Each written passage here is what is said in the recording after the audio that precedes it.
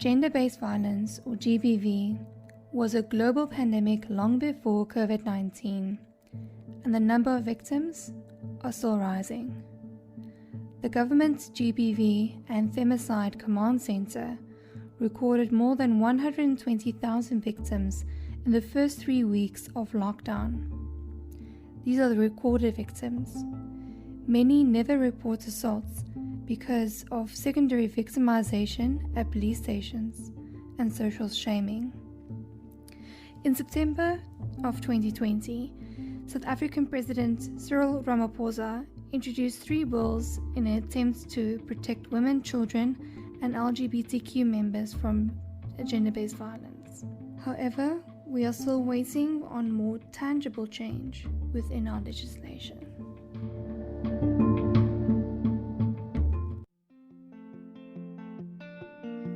Hi, I'm Marissa Monech, and you're listening to the Woven Experiences podcast. Here we share stories around important topics and explore the interconnectedness between ourselves and the world around us. Let's get into it. Today's guest is Bronwyn Litkie, the founder of SAWomenFB, a South African organization focused on supporting victims of gender-based violence. Welcome to the Woven Experiences podcast. How are you doing?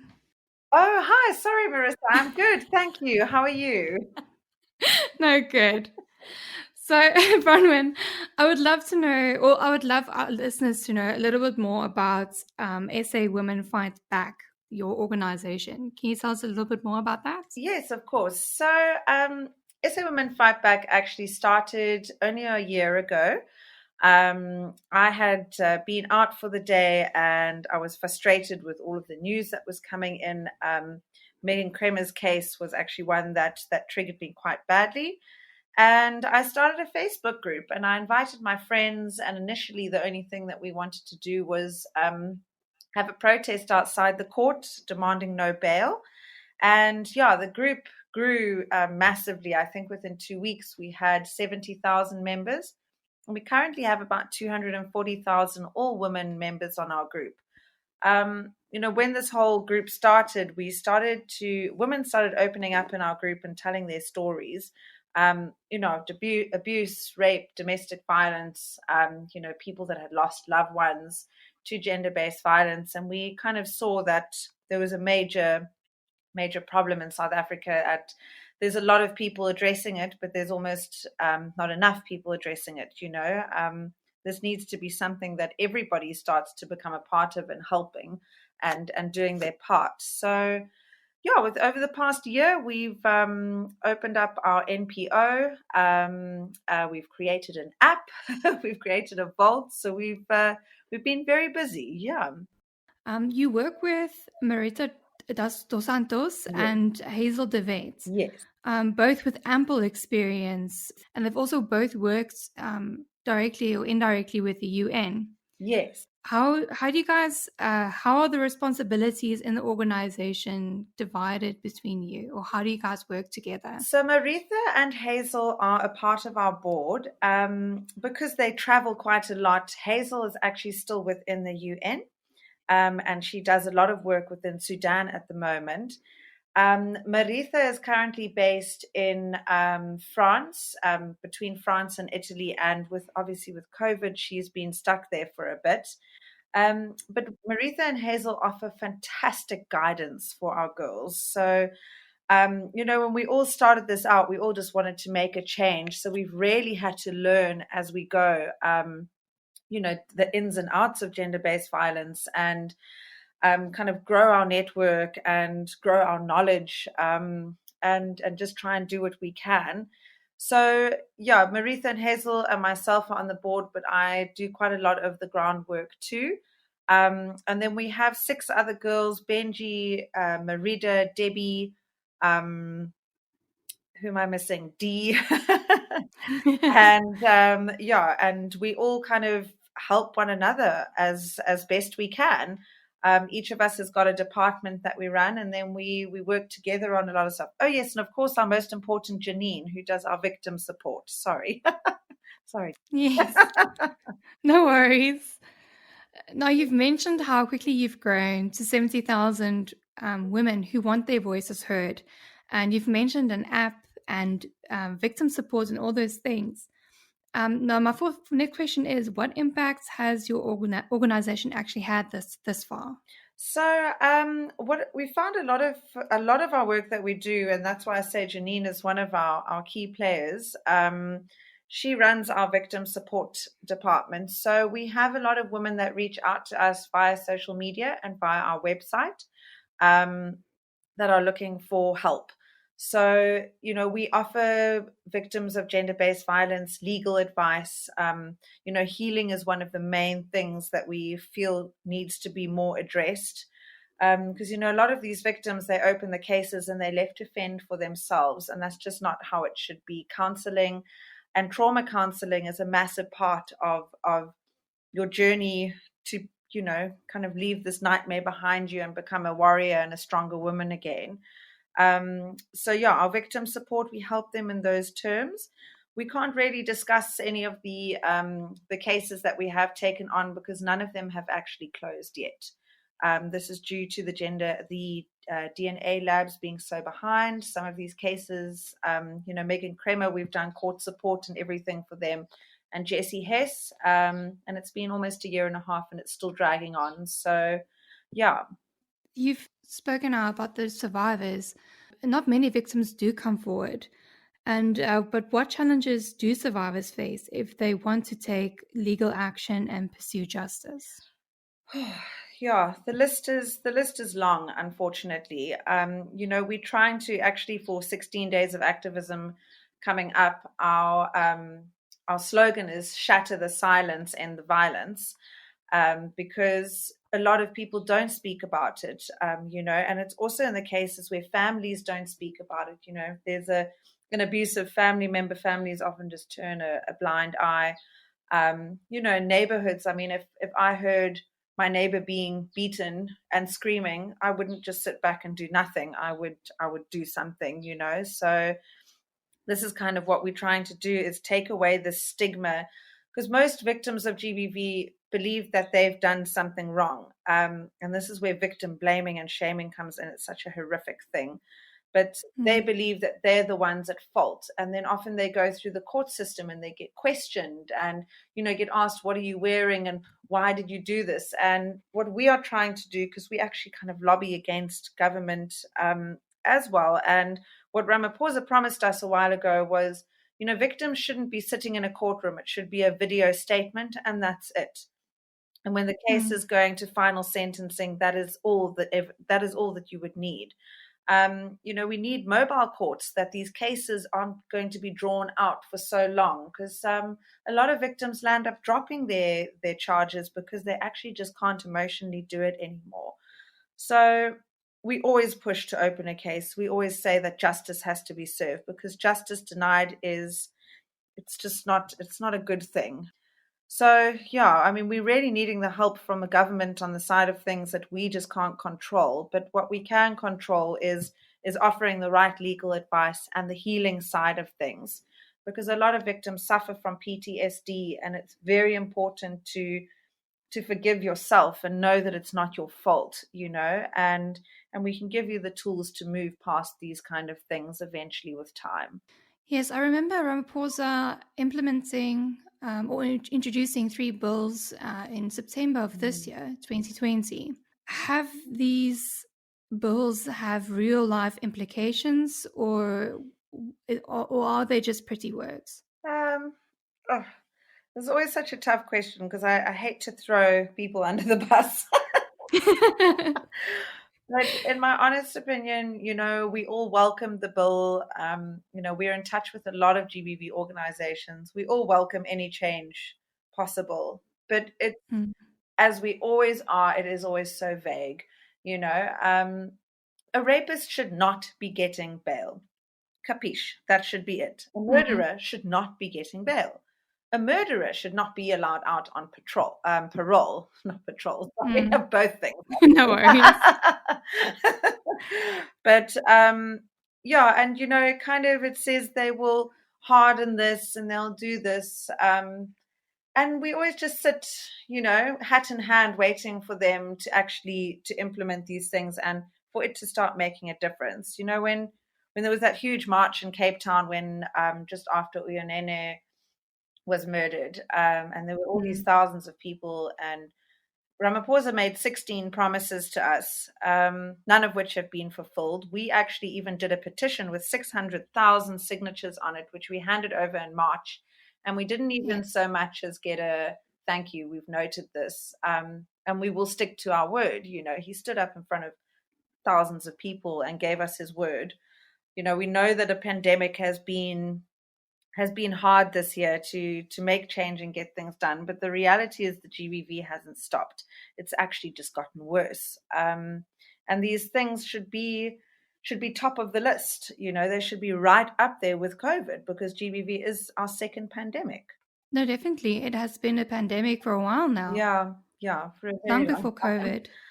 Yeah. Yeah, and in Ramaphosa's most recent address, he said that we are going to have days of grief, of what is the correct Days of term? mourning. Yeah. Yes. 5 days of mourning. For me, yeah, I'm on a GBV group with lots of GBV people, and we're quite upset by that statement. This is called 16 days of activism coming up, not 5, where globally we highlight gender-based violence. So in my mind, he should have at least given us those 16 days, but 5 days of mourning is not going to bring back the people that have been murdered.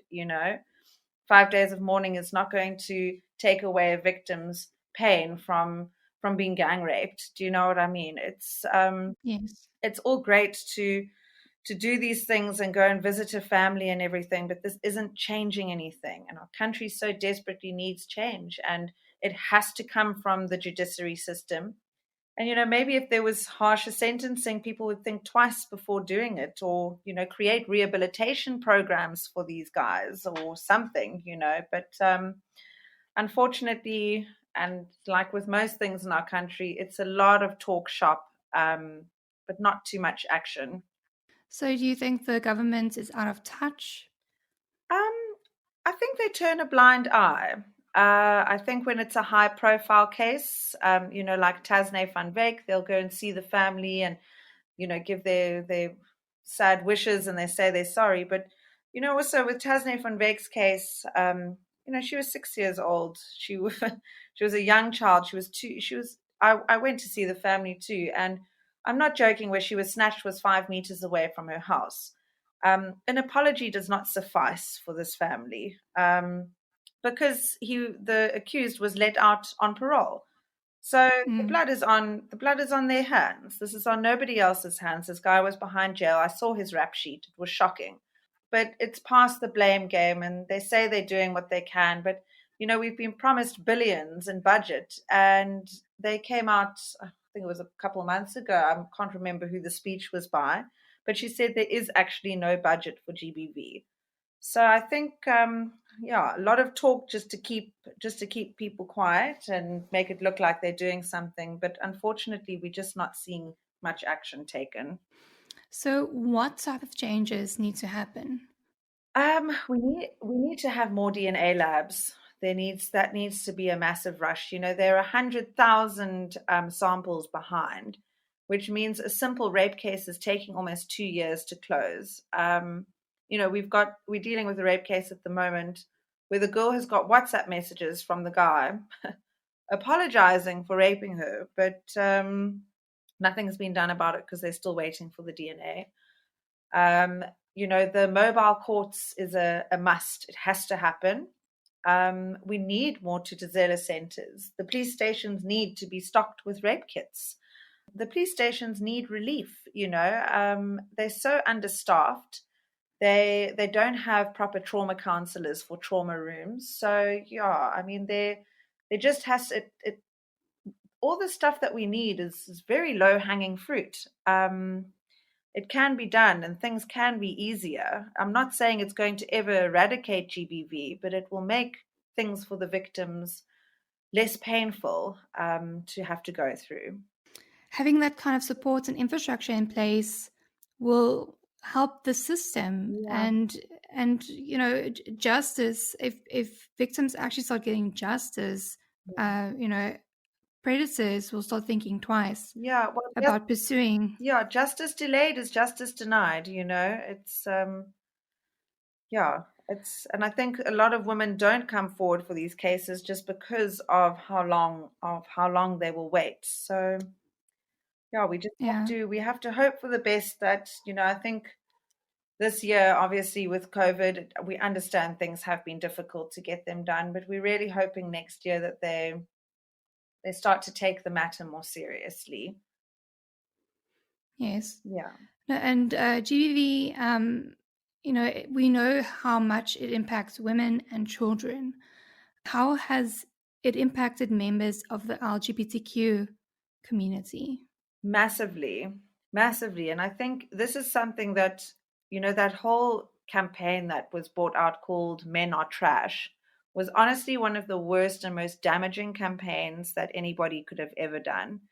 Gender based violence is not just women. I can promise you that there's actually a lot of men that have suffered under Mm. the hand of gender based violence, but many are too ashamed to come out and talk about it.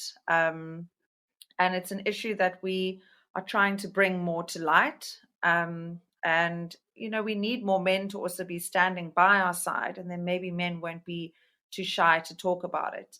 You know, like I always say to people, while SA Women Fight Back is, we are an all women NPO, and our Facebook group is all women.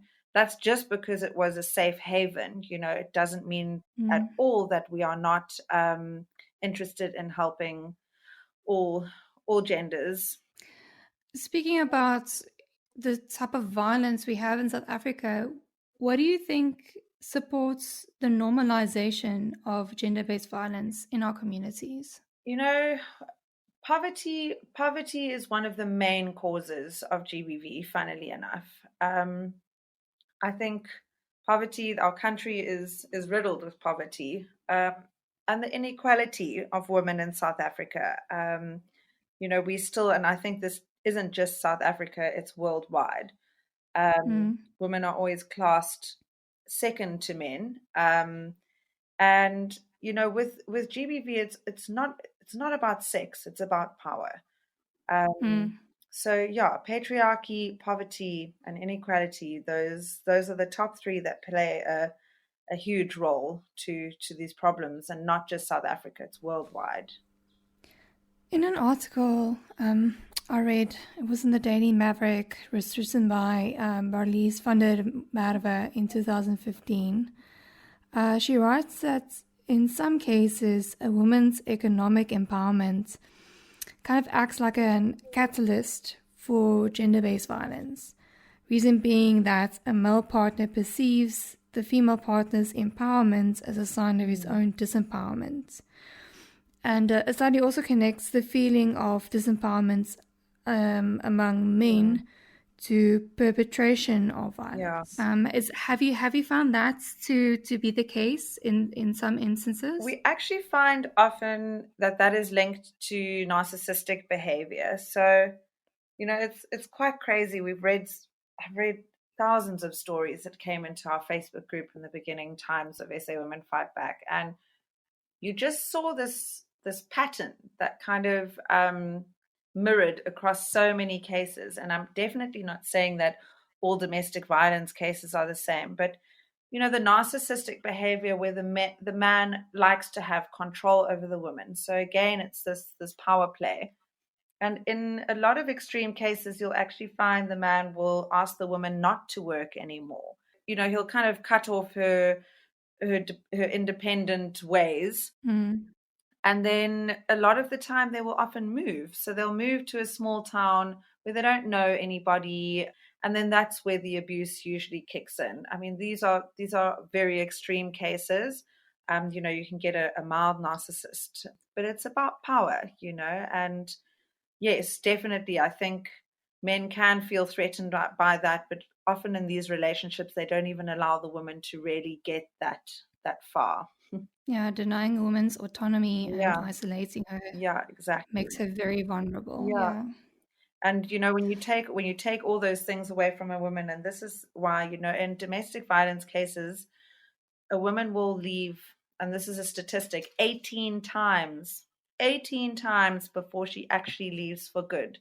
Because and this is something that's one of our long-term goals is, once a woman leaves, where does she go? If she's been in a really abusive relationship where she hasn't worked and she's got children and everything, and the safe houses in South Africa can only keep people for a certain amount of time, but then what? Mm. So we would really like to, over the next couple of years, start to look at rehabilitation programs, where we are able to give a woman a skill so she can go out and get a job, and long-term safe houses where these women can actually get back on their feet. Because at the moment, our structure just doesn't have it. Well, we've seen Namibia gain an international audience and engaging in a global conversation around gender-based violence and femicide. How do you think this will influence South Africa or South African governments? Do you think it will apply pressure? I think our government goes to the beat of their own drum. I must be honest. I think, one of our goodwill ambassadors is Dennis Makwehwe, who was brought in by Maritha. She knows him personally, who does amazing things within gender-based violence. And he was under attack again, and we wrote a letter calling for his safety. And there were countries in Europe that responded. There were countries throughout Africa that responded. And we are a South African-based NPO, and we had zero response from our government towards it. So, yeah, I really think they go to the beat of their own drum. I think they will humor people by saying yes or whichever. I don't know how much will actually change. That's depressing. Sorry. Oh no, I'm sorry. No, no. I know these conversations can be depressing, but on a lighter side, there are MPOs that are doing absolutely incredible work. I'm lucky enough to know and have met some of them personally, and we've kind of banded together. We're doing a big march together on the 28th of November throughout South Africa, highlighting gender-based violence and, the people that we've lost through gender-based violence. And, there's people doing really, really great grassroots work. And, change is never overnight. And at least, there are organizations that are out there to help women as best we can. And yeah, I mean, we get international, well, we don't, but some people do get international funding and everything like that. So, we will prevail, and our fight is never over. We're not going anywhere. So that's always a positive thing. Yeah, for sure. But for real change, we do actually need the government to implement stricter rulings and legislation that protects children and women. Yeah, no, I agree with you 100% there. Like we said, it has to be done. I think, with this pandemic, the focus has been a little bit sideways, and then they worry the focus is always more on money than the problems within South Africa. I personally feel that, like I said, what needs to be done is low hanging fruit, and it actually wouldn't even cost that much. But changing a legislation or changing a law it's a lot harder than we think. It is a lot of paperwork and a lot that goes into it. But we just got to keep pushing, SA Women Fight Back, we remind the government that we're not happy on a regular occasions. So we feel if we annoy them enough, we'll eventually get our way.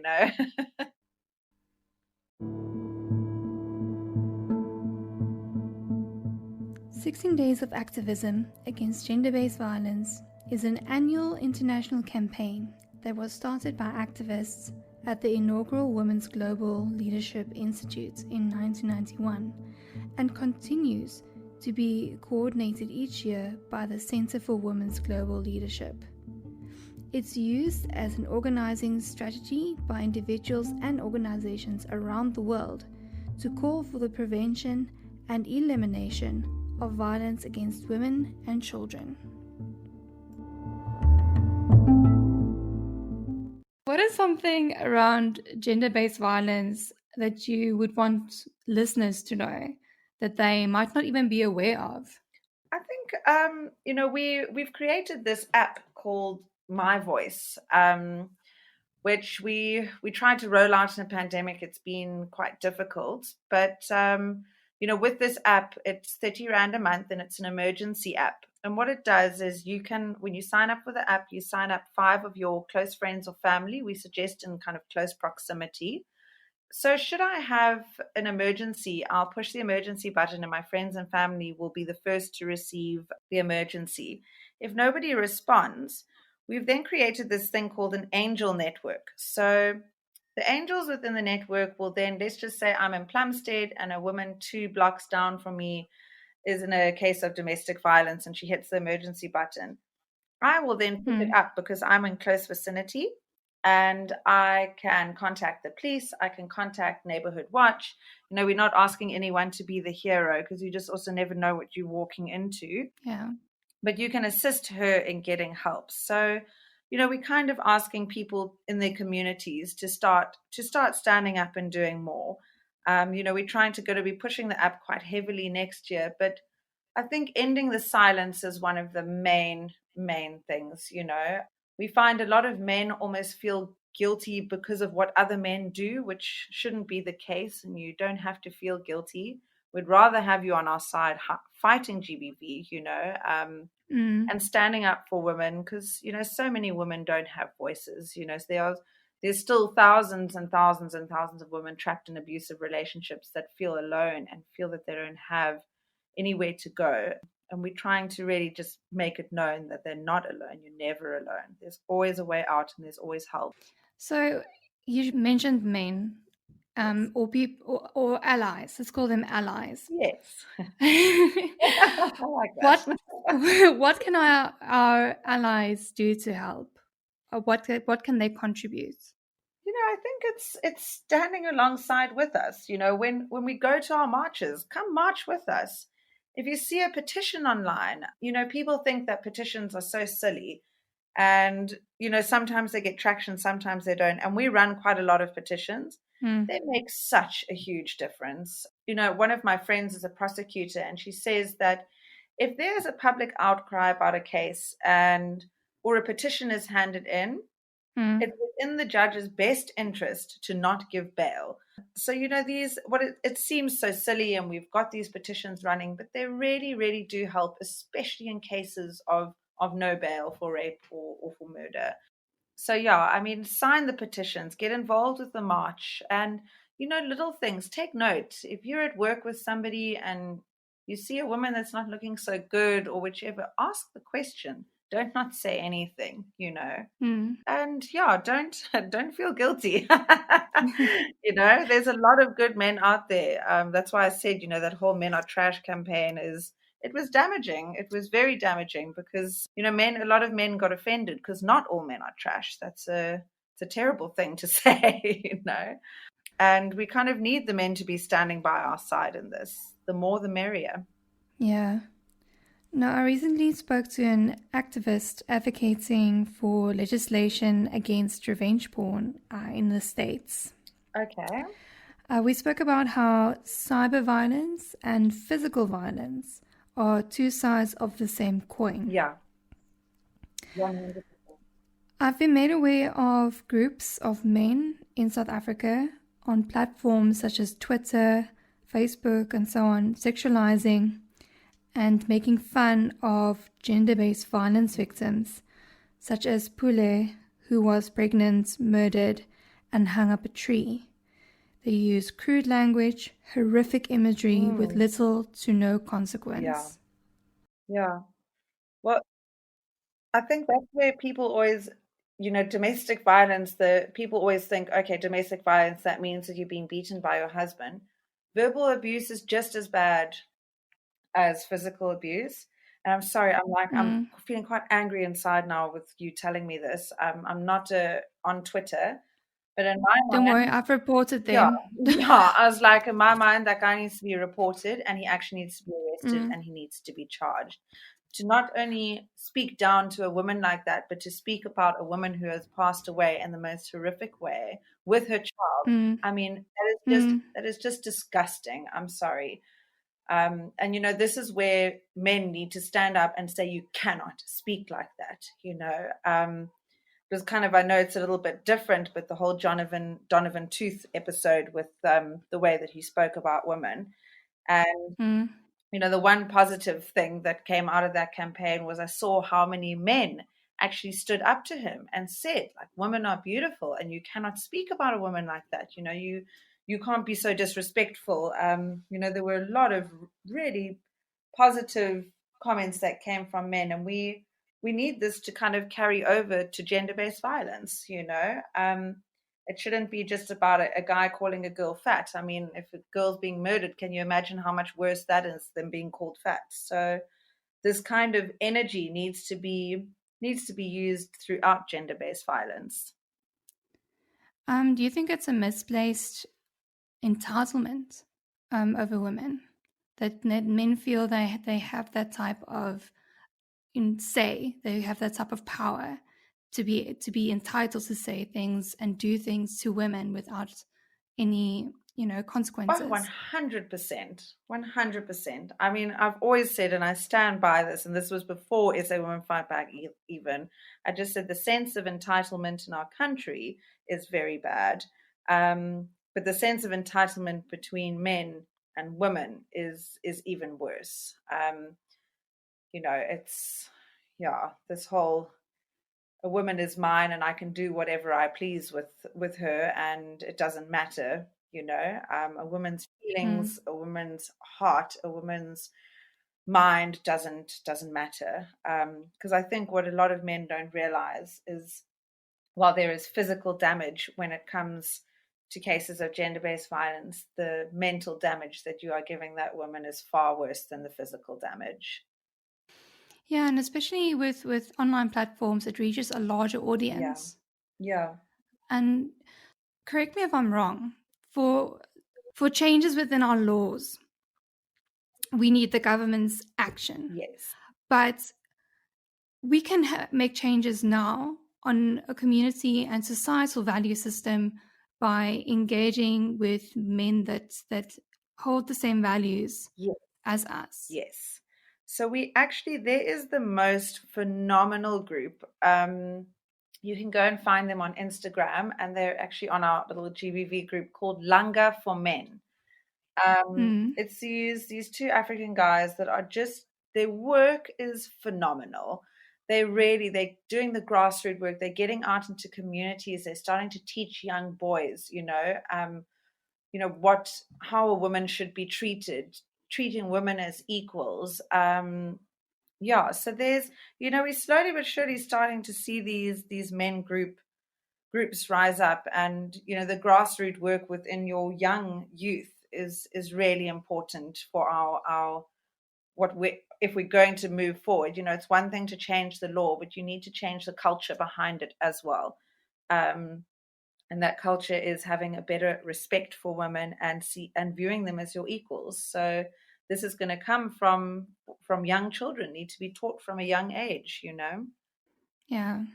What are your plans moving forward with regards to SA Women Fight Back? We've got our hands full at the moment.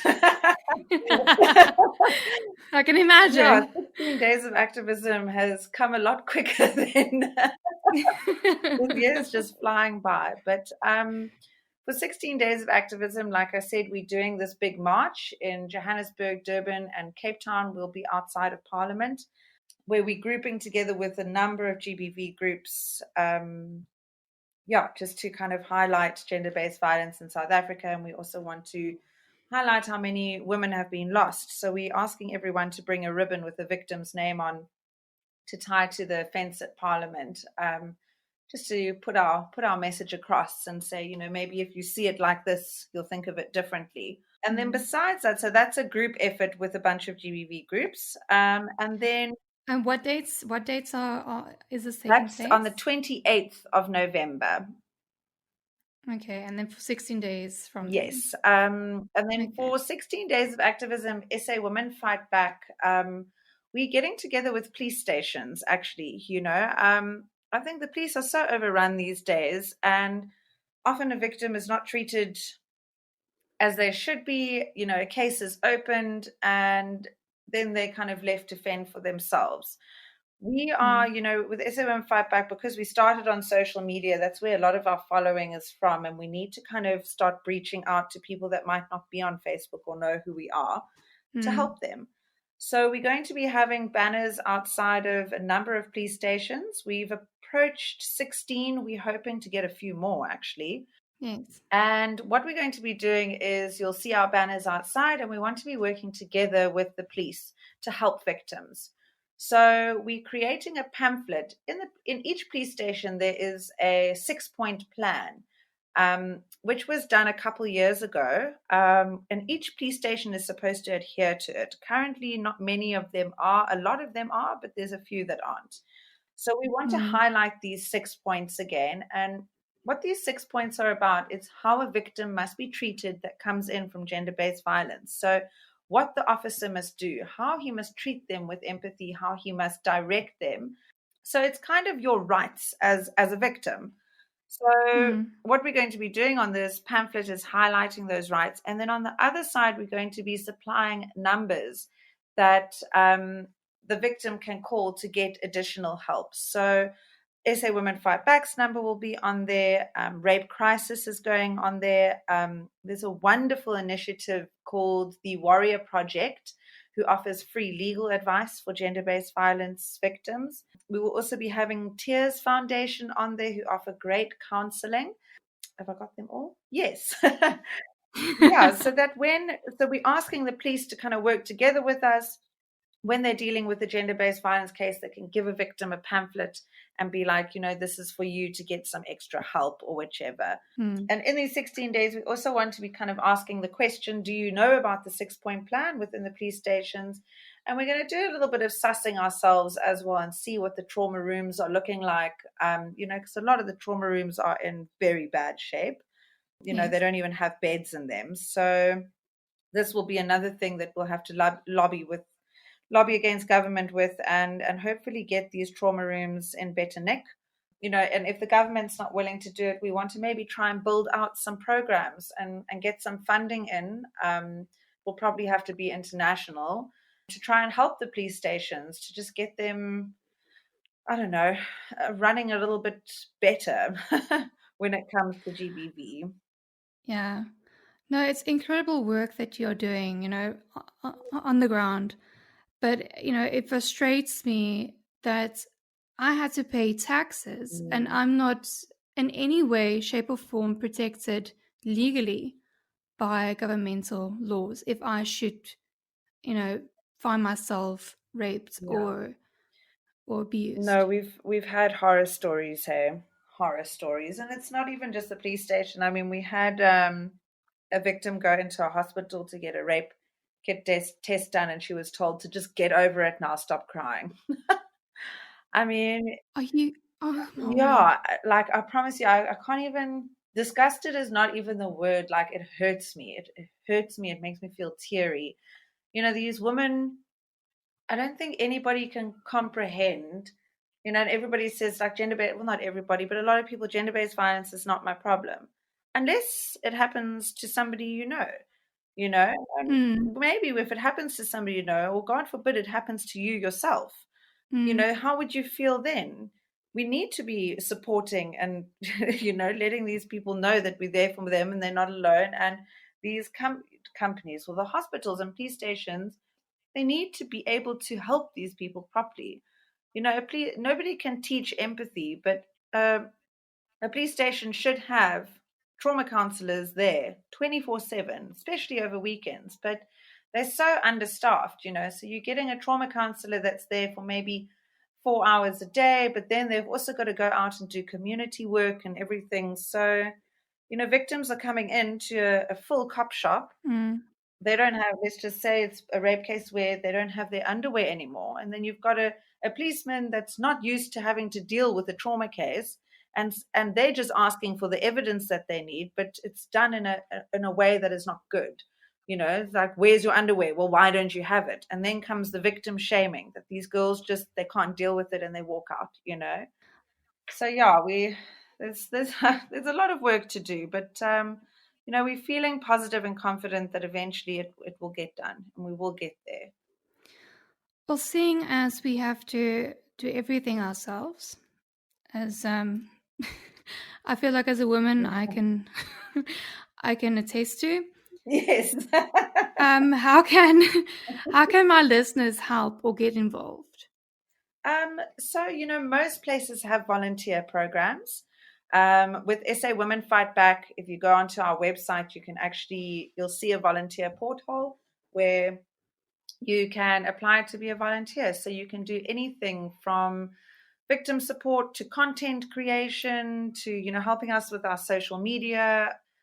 You can do grassroots work. You can do activism. Activism is something that's been a little kind of off our list this year because of COVID, because we haven't been able to protest much.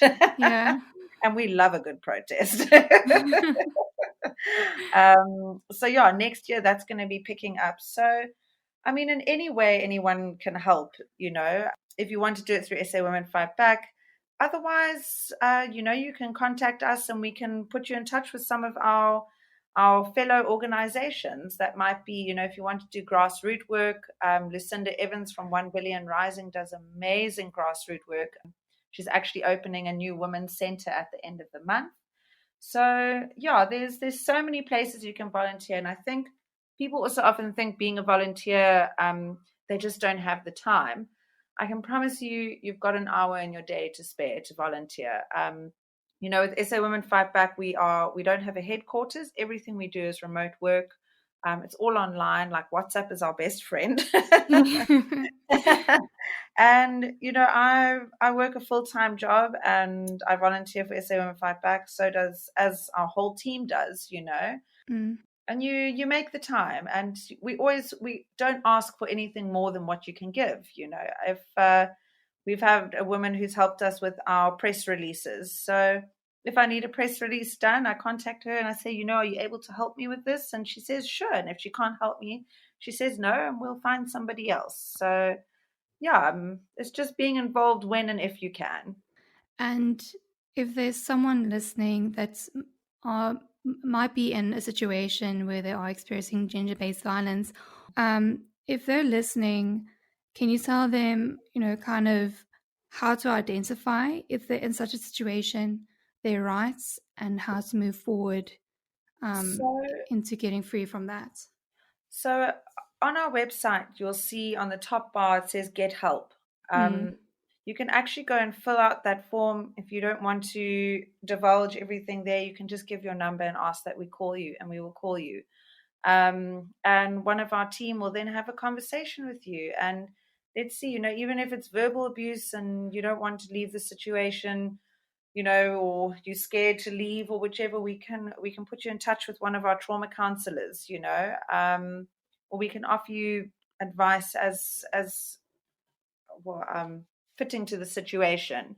We also do, if you are a woman who's in domestic violence or who's in gender-based or thinks you're in gender-based violence and you're not necessarily wanting to reach out to us, on our Facebook page in the files section, we have a resources list, which is all members of ours that have come forward to offer their help in some kind of a way. Some will offer discounted rates. So that is literally from yoga to healing to trauma counseling, safe houses, everything. We also have an entire list of safe houses on our site as well. But I would suggest the first point is make contact with us. Let us know what the problem is and we can guide you from there. Thank you so much. Is there anything else you'd like to share before you leave us? No, thank you so much for having me. It's been such a wonderful chat. No, it's always a pleasure. Anytime. Yeah. Be sure to visit SA Women Fight Back and see how you can help. From signing petitions to contributing some of your time. Every bit helps. Information will be in the description. Shatter the silence and end the violence. And that's a wrap. Thank you so much for tuning in to today's episode, and be sure to subscribe to this podcast to avoid missing out on any future episodes. I'd appreciate it if you could leave a review, and if you have any thoughts on today's episode or perhaps topics you would like me to touch on, you can contact me via email. A link is provided in the description. I hope today's episode provided some new insights to what it means to be human. And I hope to see you in the next one.